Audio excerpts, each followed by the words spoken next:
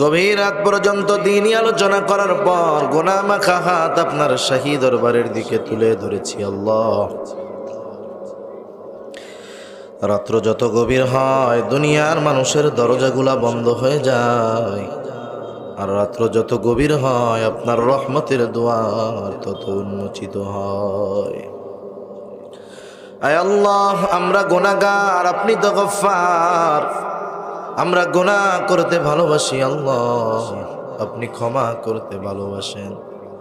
আয় আল্লাহ, আপনার গফুর, গফফার, রহিম, রহমান নামের ওসিলায় আমাদের প্রত্যেকের বিগত জীবনে সকল কবিরা সগীরা গুনাহগুলো মাফ করে দেন ইয়া রাব্বাল আলামিন। যে যেখান থেকে হাত উঁচু করেছে আল্লাহ, প্রত্যেকের সকল প্রকার গুনাহগুলো মাফ করে দেন।